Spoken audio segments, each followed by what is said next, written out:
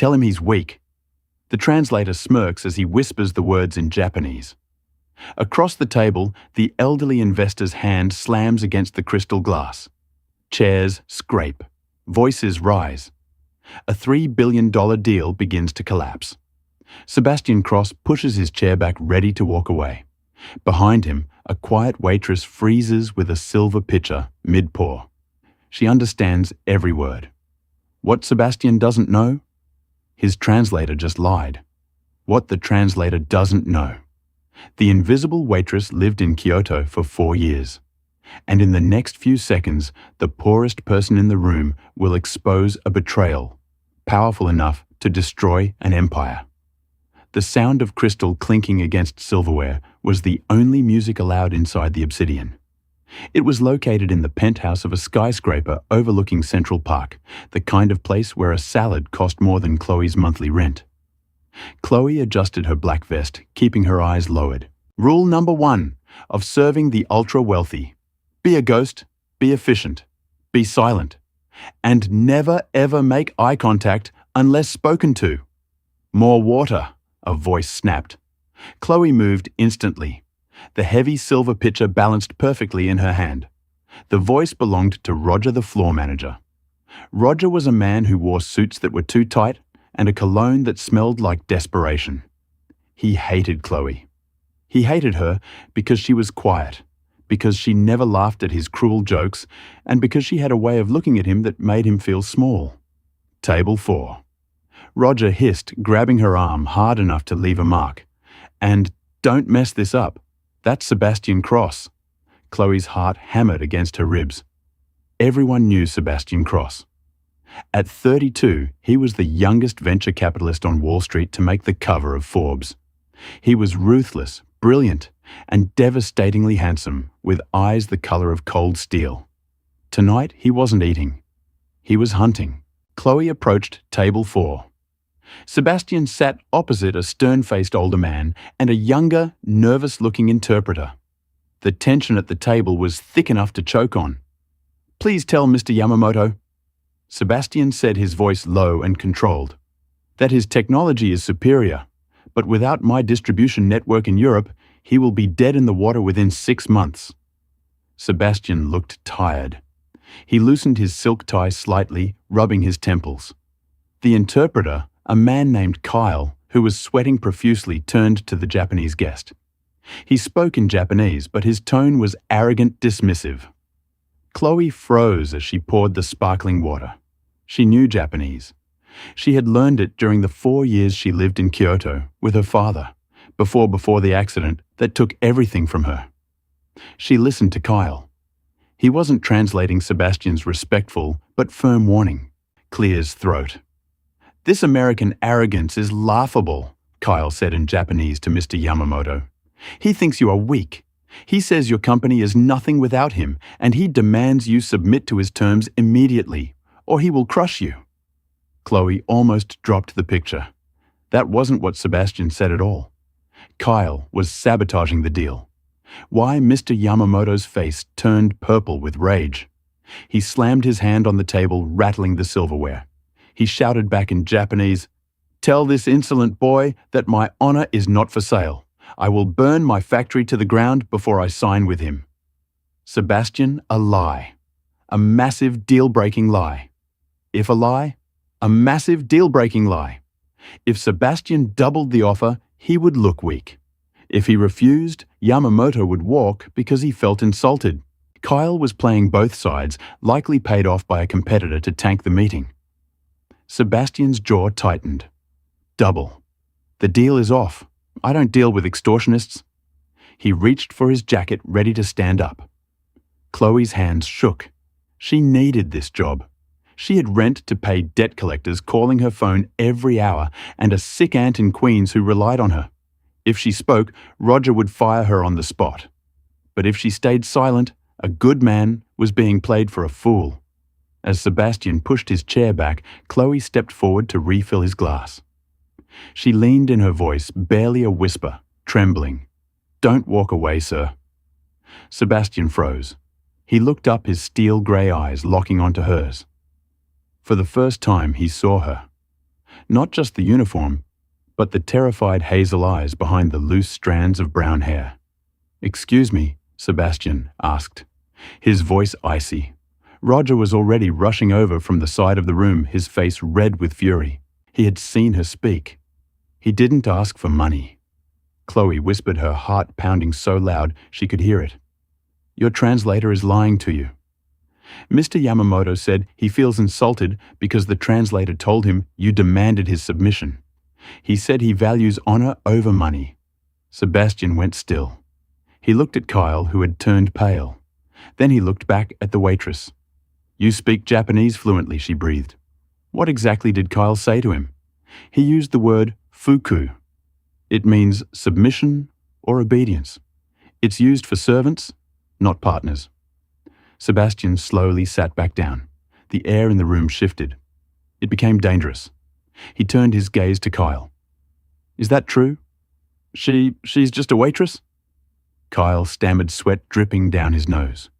"She doesn't know what she's talking about. She's probably high." Roger arrived at the table, gripping Chloe's shoulder with painful force. "Mr. Cross, I am so sorry. This girl is new. She's disturbed." "I'll have her removed immediately." He yanked Chloe back. "Get to the kitchen. You're done." Clear his throat. "Wait." Sebastian's voice was like a whip crack. It stopped Roger dead in his tracks. Sebastian didn't look at Roger. He looked at Chloe. He stood up, towering over the table, and gestured to the empty chair beside him. "Sit down," Sebastian commanded. "Sir," Chloe squeaked, "I said, sit down. You are my new translator." Roger's mouth fell open. "Mr. Cross, you can't be serious. She serves bread, and you serve me?" Sebastian said, his eyes narrowing at the manager. "Unless you want me to buy this building and turn it into a parking lot, you will let go of her arm." Now, Roger released her as if she were on fire. Chloe, trembling, sat in the velvet chair. She felt small, exposed, and terrified. Sebastian turned to her, his expression softened just a fraction. "What is your name?" "Chloe," she whispered. "Okay, Chloe, tell Mr. Yamamoto that I apologize for the disrespect of my former employee. Tell him I view him as a master of his craft and I seek a partnership of equals. Tell him I offer him honor." Chloe took a deep breath. She closed her eyes for a second, channeling the memories of Kyoto, the formal tea ceremonies, the grace of the language. When she opened her eyes, the fear was gone. She spoke. Her Japanese was flawless, elegant, and respectful. It flowed like water. Mr. Yamamoto's angry expression melted. He looked at Chloe, then at Sebastian. He nodded a slow, deep nod of respect. Sebastian smiled. It was a terrifying, predatory smile. But it wasn't directed at Chloe. It was directed at Kyle. "Security," Sebastian said calmly into his phone. "Escort Kyle out and call my legal team. I want to sue him for breach of contract fraud and corporate espionage." As Kyle was dragged away, kicking and screaming, Sebastian turned his full attention to Chloe. For the rest of the night, the waitress and the billionaire ran the table. She navigated the complex negotiations with ease, switching between technical business terms and polite cultural pleasantries. By the time dessert arrived, a gold leaf chocolate mousse, the deal was signed. $3 billion secured by a girl making $12 an hour. Mr. Yamamoto bowed to Chloe before he left a gesture of immense respect. When they were finally alone, Sebastian leaned back, studying her. "You're overqualified for pouring water, Chloe. I just needed a job, sir. You have a talent. How many languages do you speak?" "6, she admitted, looking at her hands. "English, Japanese, French, Italian, German, and a little Mandarin." "6, Sebastian repeated. He reached into his jacket pocket and pulled out a business card. It was heavy black cardstock with gold lettering. "I have a meeting tomorrow morning, 9 a.m., my Clear's throat office. I need someone I can trust, someone who hears what isn't being said." "Sir, I be there, Chloe? Or stay here and let Roger bruise your arm? It's your choice." He placed the card on the table along with a tip, a stack of $100 bills that looked like it totaled more than she made in a year. Sebastian walked out without looking back. Chloe stared at the card. Cross Enterprises CEO. She looked up to see Roger standing by the kitchen door. He was vibrating with rage. His face was a mask of pure hatred. He walked over, picked up the stack of cash Sebastian had left, and shoved it into his own pocket. "You're fired," Roger spat, "and don't think you're going to that meeting. I'll make sure you never work in this town again." The next morning, the New York rain was cold and unforgiving. Chloe stood outside the glass monolith of Cross Enterprises, clutching her worn-out coat tight around her neck. She had barely slept. Roger hadn't just fired her. He had called every high-end restaurant in Manhattan. He told them she was a thief, a liar, a liability. He had blacklisted her. In the service industry, a manager's word was law. She had no references, no backup plan, and exactly $40 in her bank account. This meeting with Sebastian Cross was her only lifeline. She walked into the lobby. It smelled of expensive leather and ozone. The reception desk was a slab of white marble manned by a woman who looked more like a supermodel than a receptionist. "I'm here to see Mr. Cross," Chloe said, trying to keep her voice steady. "I'm Chloe." The receptionist didn't even look up from her screen. "Do you have an appointment? He told me to come. 9 a.m. The receptionist typed something, her acrylic nails clicking sharply. "I have no Chloe on the list. Mr. Cross is in a briefing with the board of directors. He is not to be disturbed. Please check again. He gave me his card." Chloe pulled the black card from her pocket. The receptionist finally looked up. She sneered. It was the same look the customers at the restaurant gave her. The look that said, "You don't belong here. Honey, anyone can pick up a card. Mr. Cross doesn't take meetings with." She looked Chloe up and down, eyeing her scuffed boots and cheap coat. "Street people, please leave before I call security." "But security?" The receptionist called out, her voice echoing in the cavernous lobby. Two large guards in dark suits started walking toward her. Chloe's face burned with shame. Of course it was too good to be true. He was a billionaire. He had probably forgotten her the moment he stepped into his limousine. It was just a game to him. She turned to leave, blinking back tears, when the elevator doors pinged open. A group of men in sharp suits walked out, surrounding a tall figure. But it wasn't Sebastian. It was a woman, clear as throat. She was stunning blonde, dressed in a white Powers suit that cost more than a car, with a diamond engagement ring the size of a grape on her finger. This was Tiffany Vanderhoven, the heirs to a shipping fortune. And according to the tabloids, Sebastian Cross's on-again, off-again fiancé. Tiffany paused, seeing the commotion. She looked at the guards, then at Chloe. Her blue eyes were cold. Assessing. Clear as throat. "What is this smell?" Tiffany asked, wrinkling her nose. She looked directly at Chloe. "Is this the charity case?" The guard stopped. "Sorry, Miss Vanderhoven. We were just removing her." Tiffany stepped closer to Chloe. She was wearing heels that made her tower over the smaller girl. "You're the waitress," Tiffany said. Her voice was light conversational, but her eyes were deadly. "Roger called me. He told me about the little stunt you pulled last night." Chloe froze. Roger knew Tiffany. Sebastian is a very busy man. Tiffany continued, picking a piece of lint off Chloe's cheap coat. "He has a soft spot for stray dogs, but he doesn't bring them home. He was just being polite, sweetie. He doesn't actually want to hire a waitress to handle corporate espionage." It's laughable. Tiffany leaned in close, her perfume sickly sweet. "Stay away from him." Clear as throat. "If I see you near this building again, I'll have you arrested for stalking. Roger tells me you have a sick aunt. It would be a shame if her medical benefits disappeared." Chloe felt the blood drain from her face. It was a direct threat. "These people didn't just fire you, they erased you. Get her out of my sight." Tiffany waved her hand dismissively and walked toward the elevators. The guards grabbed Chloe's arms. "Wait." The voice came from the mezzanine level above the lobby. Everyone looked up.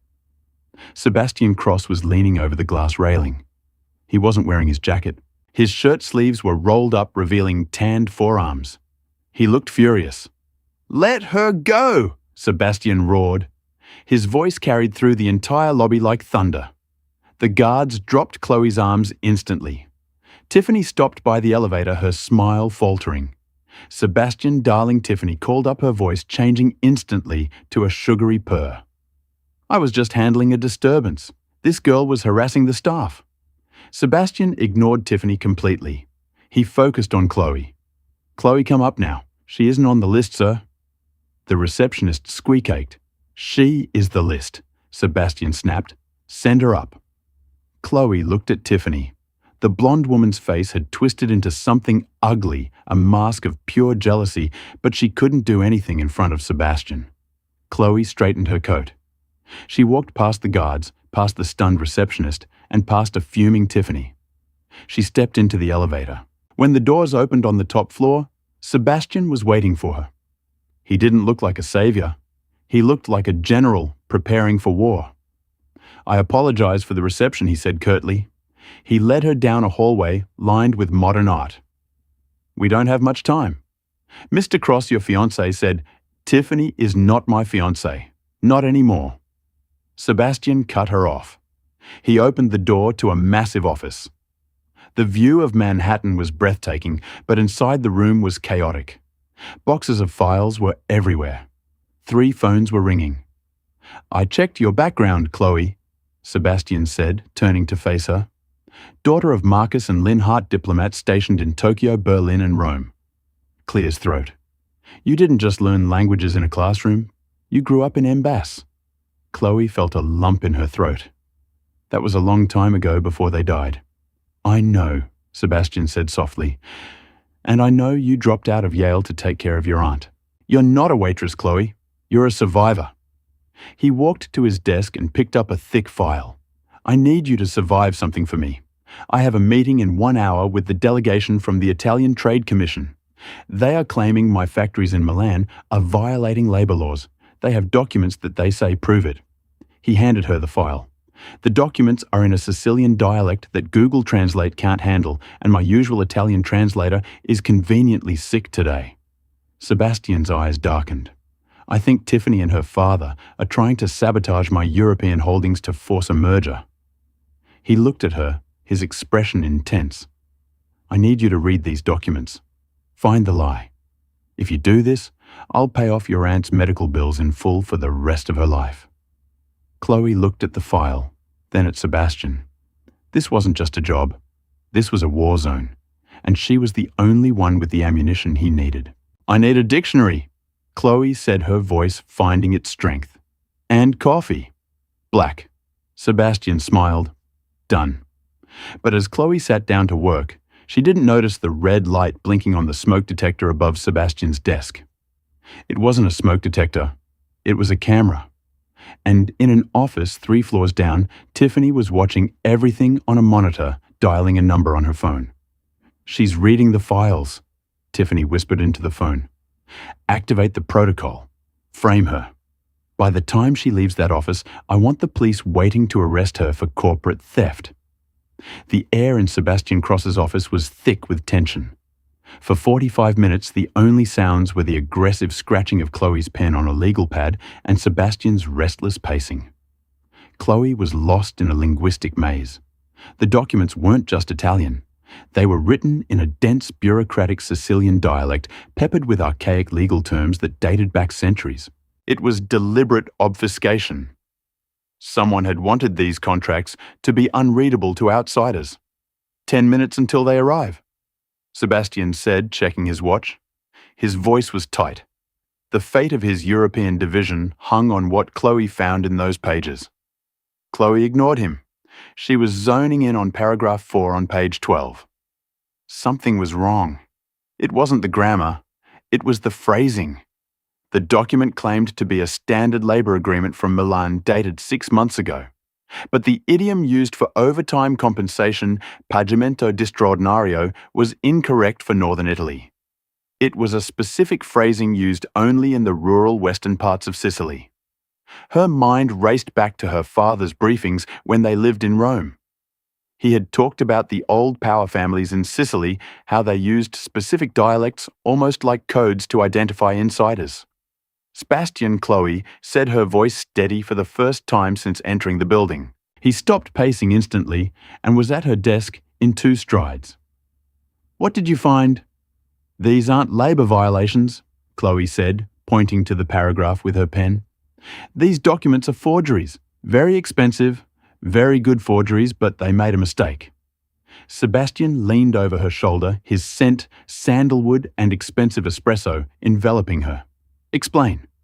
"The dialect is wrong for the region," Chloe said quickly, adrenaline flooding her system. "And look at the signatures. The union representative Agioia Russo. In standard Italian, his title would be Representant Sindo Delega." Sebastian frowned. "What's the difference about 50 years and 200 miles?" Chloe said, looking up at him. Capo delega was a term used by agricultural unions in Western Sicily in the 1960s. It's almost never used in modern corporate law in Milan. Sebastian's eyes widened as the realization hit him. The Vanderhoven family. Tiffany's grandfather is from Western Sicily. He started in shipping there before moving to New York. "They forged these to blackmail you into the merger," Chloe concluded.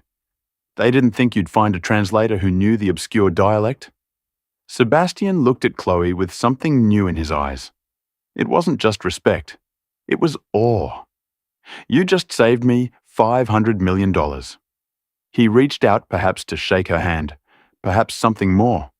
But the moment was shattered by the shrieking wail of a siren directly outside the building.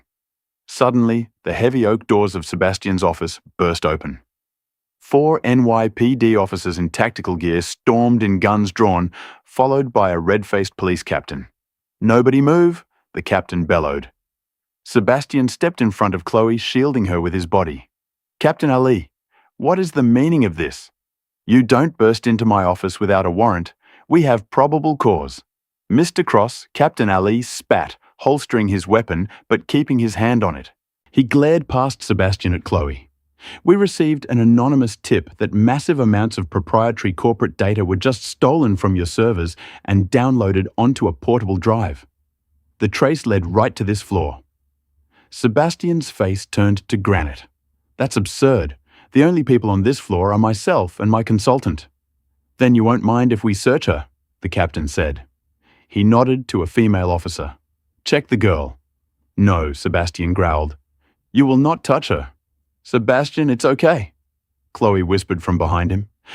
She was terrified, her knees shaking. She had spent her life avoiding trouble being invisible. Now armed police were looking at her like she was a terrorist. "I didn't steal anything." "Let them look." Chloe stepped out from behind Sebastian. The female officer approached her, roughly patting down her worn coat. "Empty your pockets," the officer commanded. With shaking hands, Chloe reached into the deep left pocket of her coat. Her fingers brushed against something cold and metallic. Her breath hitched. She pulled it out. It was a sleek silver USB drive. It wasn't hers. She had never seen it before in her life. The room went deathly silent. Chloe stared at the drive in her trembling palm, horror washing over her. "Well, well," Captain Ali sneered, snatching the drive from her hand. He held it up triumphantly. "Looks like the consultant is actually a corporate spy. Chloe Hart, you are under arrest for grand lassie and corporate espionage."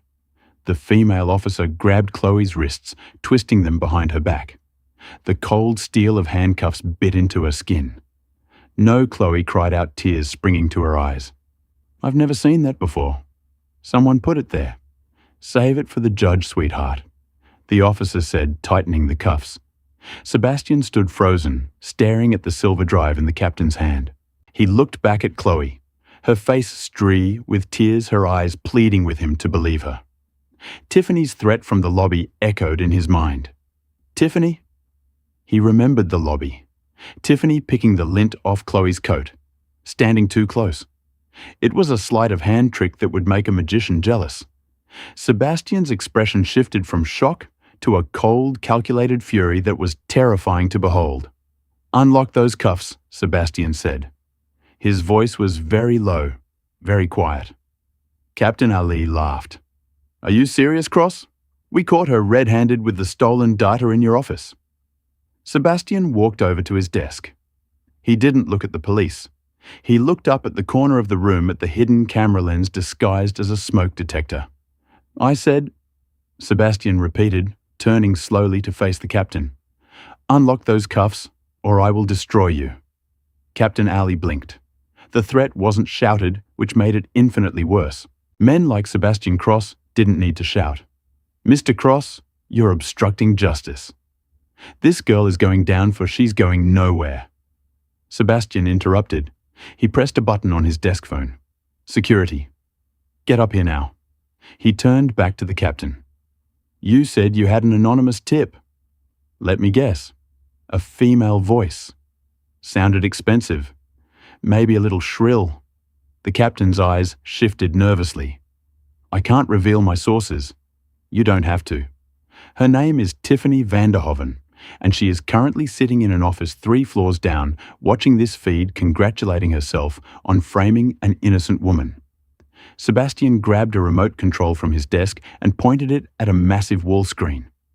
The screen flickered to life, showing a grainy security feed. It was the lobby from an hour ago. It showed Chloe looking small and frightened, surrounded by guards. It showed Tiffany striding over in her white power suit. Sebastian paused the video. He zoomed in. Watch closely, Captain.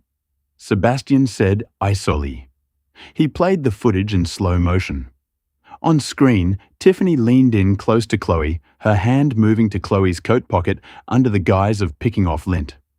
There was a flash of silver in Tiffany's palm, the USB drive, before it disappeared into Chloe's deep pocket. The silence in the room was absolute. Chloe stared at the screen, her mouth open in shock. She hadn't even felt it. Sebastian turned to the captain. That drive doesn't contain stolen data. I'd wager my entire fortune it contains blank files. Or perhaps something Tiffany herself uploaded to make it look incriminating. This was a setup, Captain. A very sloppy one executed by a desperate ex-girlfriend. Captain Ali looked at the screen, looked at the silver drive in his hand, and then at Sebastian's lethal expression. He knew when he was beaten.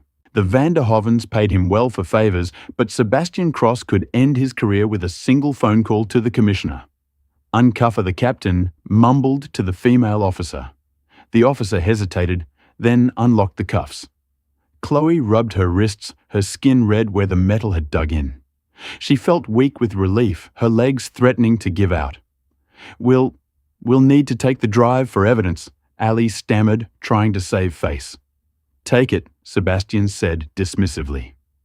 And Captain, if I see you or any of your officers near Miss Hart again without a titanium-clad warrant, I will sue the department for false imprisonment so hard the city will have to sell Central Park to pay the legal fees. Get out. The police scrambled out of the office like cockroaches fleeing a light. The moment the door closed, Sebastian let out a long, shaky breath. He walked over to Chloe, who was trembling violently. Are you all right? He asked, his voice gentle now. Chloe looked up at him. You believed me even when they found it on me.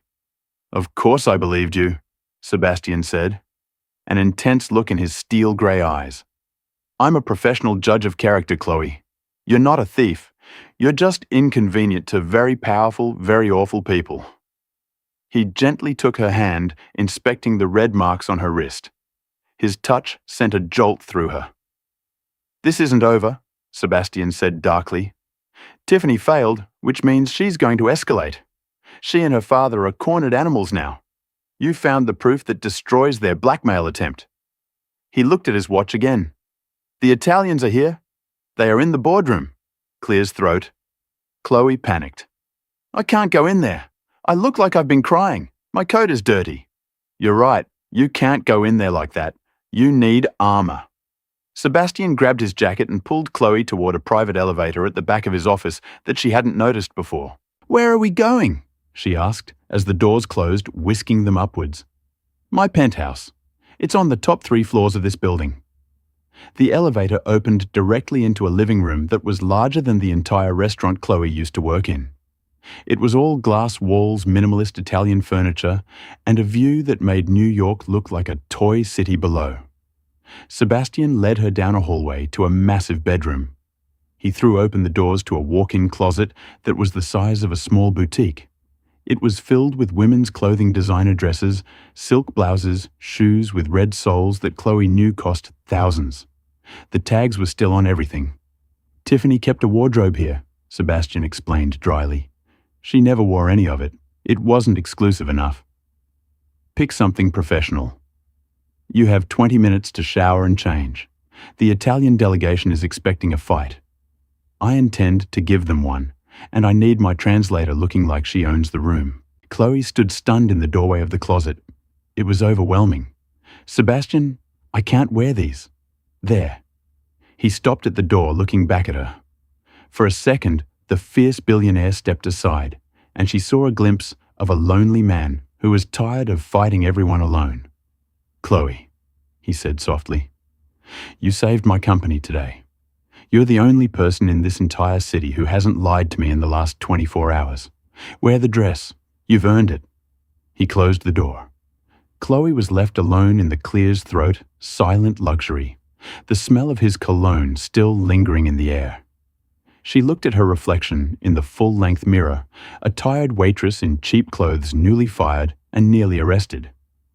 Then she looked at the closet. She realized Sebastian was right. If she was going to survive in his world, she had to stop looking like a victim. She reached for an emerald green silk dress that looked like it was made for business, but also made to turn heads. It was time to suit up. The boardroom of Cross Enterprises was a battlefield disguised as a meeting space. The table was 50 feet of polished mahogany currently occupied by 6 unsmiling men from the Italian Trade Commission, and sitting opposite them, Arthur van der Hoven. Arthur was Tiffany's father, a shark in a 3-piece suit. He was smiling, confident that Sebastian Cross was cornered. He had orchestrated this entire meeting. He believed Sebastian would be forced to merge with Van der Hoven Shipping to avoid a billion-dollar lawsuit over the alleged labor violations in Milan. The heavy double doors swung open. Sebastian walked in, first radiating power, but the air in the room truly shifted when Chloe entered behind him. She was no longer the invisible waitress in a vest. She was wearing the emerald green silk dress from the penthouse closet. It fit her perfectly, hugging her waist and flowing elegantly to her knees. Her brown hair, usually pulled back in a messy bun, fell in soft waves around her shoulders. She wore no jewelry, but she didn't need it. She held her head high, clutching the file of forged documents like a weapon. Arthur van der Hoven frowned. He didn't recognize her. To men like him, waitresses didn't have faces. Gentlemen, Sebastian said, his voice smooth, I apologize for the delay. I had to verify the integrity of your evidence. The evidence is clear, Mr. Cross, the lead Italian delegate, Senor Rossi said, in heavily Clear's throat, accented English. Your factories are non-compliant.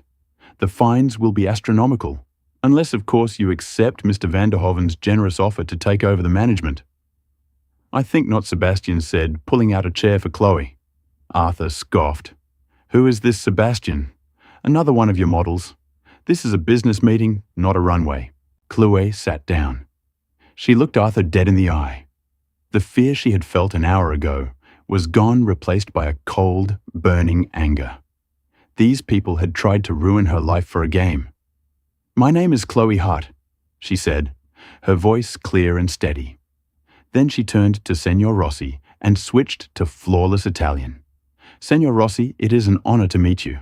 However, I believe you have been given documents that insult your intelligence. The room went silent. Senor Rossi's eyebrows shot up. Excuse me, he replied in Italian. Chloe opened the file. She didn't look at the paper. She knew it by heart.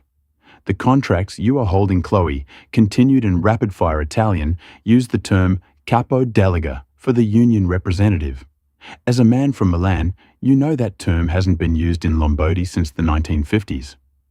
It is, however, a very common phrase in the rural dialects of Western Sicily, specifically the village of Corleo. She paused, letting the words hang in the air. Coincidentally, Chloe added, turning her gaze back to Arthur, that is the village where Mr. van der Hoven's grandfather was born. Arthur's face drained of color. What is she babbling about? He demanded in English. I don't speak Italian. She's saying, Senor Rossi said, standing up slowly, his face red with fury. That you have played us for fools, Arthur. Rossi grabbed the document from the table and looked at the signature line. He saw exactly what Chloe had pointed out. The linguistic fingerprint of a forgery. This is an insult, Rossi spat at Arthur. You forged these. You wasted the commission's time to settle a personal vendetta. Now wait a minute, Arthur stammered, sweating. That girl is lying. She's just a waitress. Roger told me she. Arthur clamped his mouth shut, realizing he had said too much. Sebastian leaned forward, a predator closing in on wounded prey. Roger, you mean the manager of the Obsidian? The one who fired Chloe last night? It's interesting that you know him, Arthur. It sounds like a conspiracy. Senor Rossi slammed the file shut. Mr. Cross, the Commission apologizes. We will be launching an immediate investigation into Vanderhoven shipping for fraud and falsification of international documents. We are done here. The Italians stormed out. Arthur Vanderhoven was left sitting alone, trembling. His empire was crumbling in real time. He glared at Chloe with pure venom. You little rat, he hissed. You think you've won? You're nothing. I'll have you buried. Get out of my building.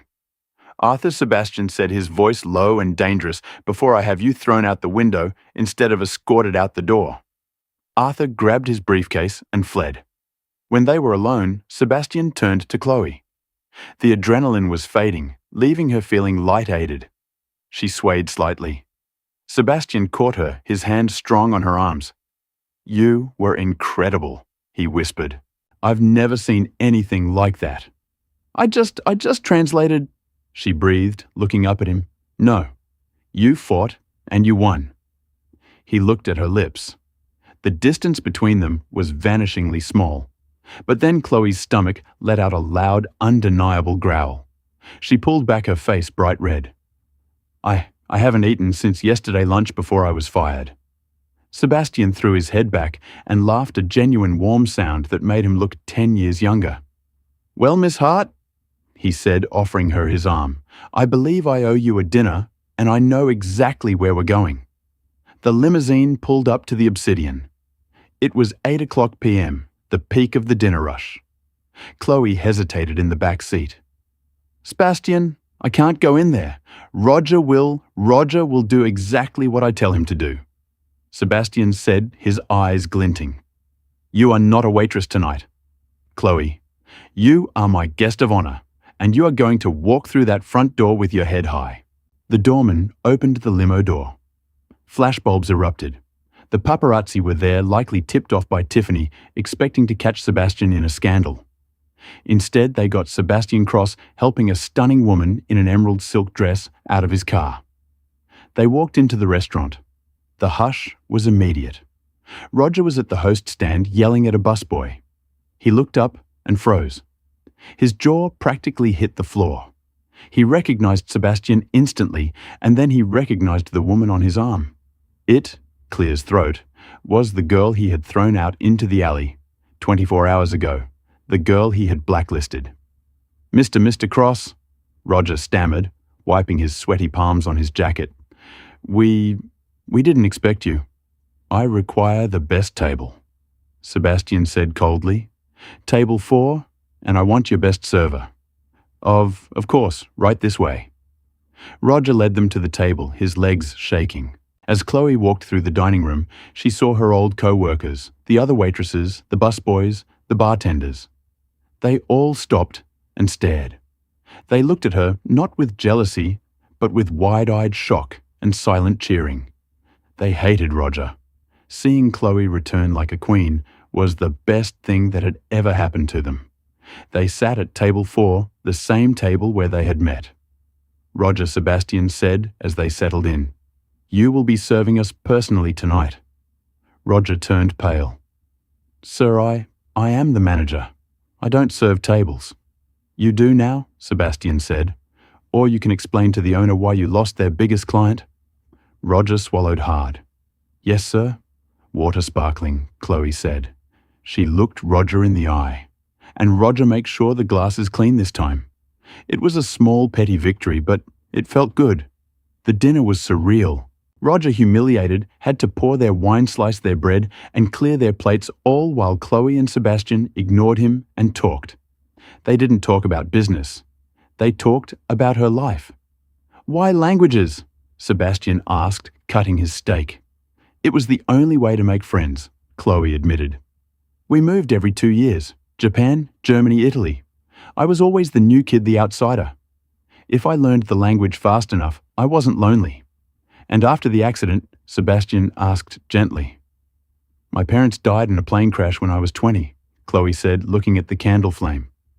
"There was no money, just debt. And my aunt got sick a week later. I had to drop out of Yale. I needed cash immediately. Waiting tables was the only thing that offered quick tips. I buried the languages. It hurt too much to use them. They reminded me of the life I lost." Sebastian reached across the table and took her hand. "You didn't lose it, Chloe. It's part of you. It's who you are." Suddenly, a shadow fell over the table. "Well, isn't this cozy?" Tiffany Vanderhoven stood there. She looked deranged. Her hair was messy, her eyes wild. She had clearly been crying and drinking since her father was kicked out of the meeting. Tiffany Sebastian sighed. "Go home. You ruined my family." Tiffany shrieked, causing the entire restaurant to go silent. "My father is being investigated by the FBI because of her." She pointed a shaking finger at Chloe. "She's a fraud, a gutter rat." Tiffany grabbed a glass of red wine from a passing waiter's tray. "Let's see how you look when you're covered in trash." Tiffany sneered and hurled the wine at Chloe. But Chloe was faster. Years of dodging clumsy customers had given her reflexes. She grabbed the heavy silver menu from the table and held it up like a shield. The wine splashed harmlessly against the leather cover, dripping onto the tablecloth. Not a drop touched the green dress. Chloe stood up. She was done being the victim. "You missed," Chloe said calmly. Then she looked at the stunned waiter holding the tray. It was Julian, a friend of hers. "Julian," Chloe said. "Leon. Crazy women should be escorted out, don't you think?" Julian grinned. "A salutame, Chloe." 2 security guards, signaled by Sebastian, grabbed Tiffany by the arms. "Get off me," Tiffany screamed, kicking and thrashing. "Do you know who I am? I own this town. You own nothing," Sebastian said, standing up. And speaking of ownership, he turned to the room, raising his voice so everyone could hear. "I have an announcement. As of this morning, Cross Enterprises has purchased the building and the restaurant." Roger dropped a tray of dishes. Crash. Sebastian turned to Roger. "Roger, you're fired. Get out." Then he looked at the staff. Chloe's friends. Everyone else gets a 20% raise. And Chloe Hart is rehired. What? Chloe asked, confused. "Rehired," Sebastian smiled at her. "Not as a waitress, as the CEO of the Cross Foundation's International Relations Department," and he paused, his eyes soft. "As my partner Tiffany screamed as she was dragged out the front door, her humiliation complete." Roger slunk away toward the kitchen exit, a broken man. The restaurant erupted in applause. The staff, the customers, everyone cheered. Chloe stood in the center of it all, but she only had eyes for Sebastian. 6 months later, the grand ballroom of the Plaza Hotel was a sea of diamonds, tuxedos, and designer gowns. It was the annual Wall Street Charity Gala, the most exclusive event of the year. In the center of the room, holding court with the Japanese ambassador and the French Minister of Finance, was a woman everyone wanted to know. Chloe Hart looked nothing like the terrified waitress who had been fired for speaking up just half a year ago. She wore a midnight blue velvet gown that shimmered under the chandeliers, her posture radiating a quiet, undeniable authority. Ministing smile effortlessly switching from Japanese to French. Cross Enterprises will fund the restoration project in Leon. The minister kissed her hand, charmed. "Madam Hart, you are a marvel. Sebastian is a lucky man to have a director of international relations who is also the heart of his company." Chloe smiled, but her eyes drifted across the room to find him. Sebastian was watching her from the edge of the crowd, holding 2 glasses of champagne. He wasn't looking at the business partners or the politicians. He was looking at her with a mix of pride and fierce adoration. He walked over the crowd, parting for him. "You've stolen the show, Chloe, again. I'm just doing my job," she teased, taking the glass he offered. "You're doing more than that," Sebastian murmured, leaning in close so only she could hear. "You're rewriting the rules. By the way, did you see the news alert?" Chloe shook her head. Sebastian pulled out his phone. The headline on the screen read, "Van der Hoven Empire Collapses. Arthur sentenced to 12 years. The jury came back an hour ago." Sebastian said, his voice grim but satisfied. "Fraud, embezzlement," clears throat, "and forgery. He's going to a maximum security facility upstate. He'll have plenty of time to think about the people he stepped on." And Tiffany, Chloe asked quietly. She didn't feel joy at their suffering, just a sense of balance being restored. "That's the sweeter part," Sebastian smirked. "Since the government seized all their assets, Tiffany was evicted from her penthouse this morning. My sources tell me she was seen applying for a hostess position at a diner in New Jersey. Apparently, she has experience in the industry now." The irony hung in the air. The woman who had sneered at Chloe for being a server was now forced to wipe tables to survive. It was the definition of hard karma. And Roger, Chloe asked, thinking of the manager who had bruised her arm and tried to ruin her life. "Blacklisted from every establishment in North America," Sebastian said casually. "I believe he's currently working night shifts at a gas station in Ohio. No one treats people like garbage on my watch and gets away with it." Sebastian set his glass down on a passing tray. "But enough about them. They are the past. I want to talk about the future." He took Chloe's hand. "Come with me." He led her away from the gala, through the gilded doors, and up to the private rooftop terrace. The noise of the party faded, replaced by the hum of the city and the cool night breeze.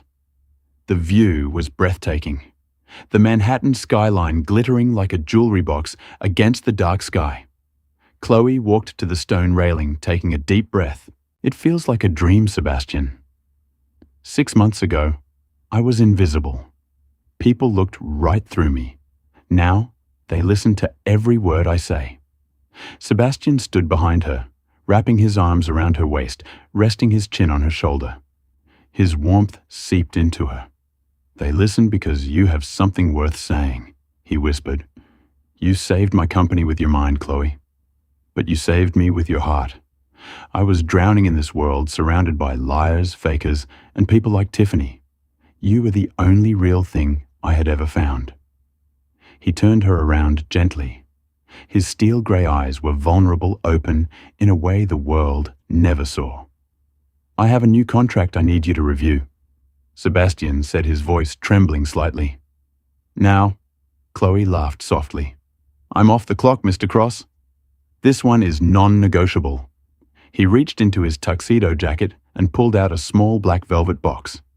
He didn't just open it. He dropped to one knee on the cold stone of the terrace. Chloe's hands flew to her mouth, her heart hammering against her ribs. Inside the box sat a diamond that caught the city lights.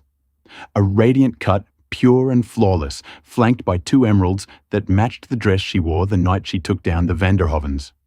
"Chloe?" Sebastian began, his clear's throat voice thick with emotion.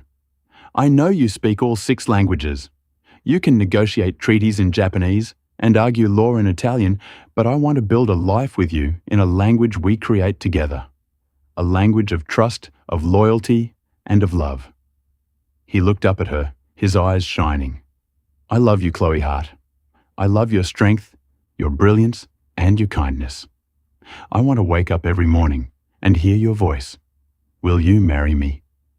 Tears streamed down Chloe's face, hot and fast. She looked at the man who had given her armor when she was naked, who had given her a voice when she was silenced. She dropped to her knees in her designer gown, not caring about the fabric, so she could be eye level with him. She framed his face in her hands. "Yes," she whispered, her voice breaking in every language. He smiled through his own unshed tears. In every language she vowed, "We Yadahai, see." She kissed him, a soft, lingering seal on their promise. And most importantly, yes. Sebastian slid the ring onto her finger. It fit perfectly, as if it had been waiting for her entire life. He pulled her into his arms, lifting her up as he stood spinning her around under the starlight. Below them, the city moved on, busy and loud. But up here, high above the noise, the billionaire and the waitress had found their silence, and it was perfect. Chloe had finally found the one place where she didn't need to translate anything to be understood. She was home. And that is the grand finale of The Silent Voice of Wall Street. Can you believe the hard karma that hit Tiffany and Arthur from the penthouse to the diner? That is what I call justice. And seeing Chloe finally get the respect and the love she deserves was the perfect ending. What did you think of Sebastian's proposal? Did you like how he used the languages in his speech? Let me know your favorite quote from the story in the comments below. If you enjoyed this 7-part saga, please smash that like button. Let's try to get this video to 10,000 likes to show support for the channel. Don't forget to subscribe and turn on the notification bell. I have a darker, more twisted story coming next week about a nanny who discovers the family she works for isn't human. You do not want to miss it. Thank you for watching, and I'll see you in the next video.